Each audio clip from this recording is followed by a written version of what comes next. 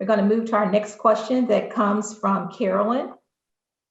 I was in an accident and it stated on the police report that the other driver didn't realize there was an inbound, outbound lane. And that's why she crashed into me. The other driver's insurance is saying that because she had the bigger vehicle, I should have been able to see her and avoid the accident. I've never heard anything so crazy. So I'm hurt, my car is messed up, and I've got nothing. Help. And that comes from Carolyn. Your advice for her. Yeah, Harry? Yeah, I've never heard of any rule that says if you're in a bigger vehicle, it takes precedence and fault over another vehicle. I will say this, though, every driver, all of us have a duty to keep and maintain a proper lookout. And the rules of the road talk about, keeping a safe distance and speed and so forth. And so, in law school, you learn of a doctrine called the last clear chance.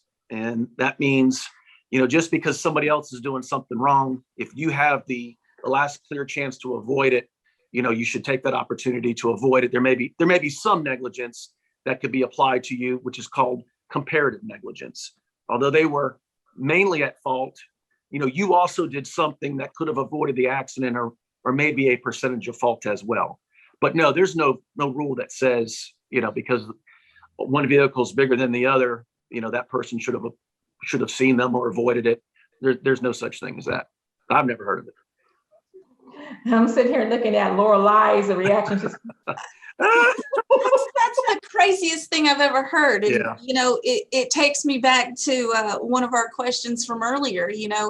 The insurance company, they don't have to tell you these things. The insurance company doesn't have to say, hey, by the way, you only have 3 more days left on that statute of limitations.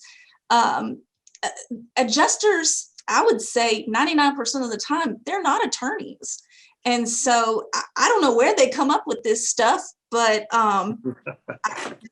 whatever works. Huh? Yeah, that's crazy. Well, Tamika, Lorelai when she answered that question about giving recorded statements, and I'm sure she's had this experience also. Whenever they ask recorded statements from our clients, I say, well, let me have a recorded statement from, your driver, or let me get a recorded statement from, X, Y, and Z.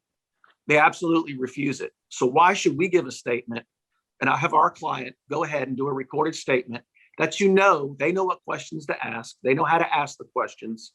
Then you get into a lawsuit situation and that defense attorney gets that case and he tries to pick apart and make differences between what a person said in a recorded statement and then what they're saying in a deposition to make it like they don't really know what happened in the case. So I don't give them free shots. I don't do recorded statements. They don't want to let me have them. And so I don't give them to them as well.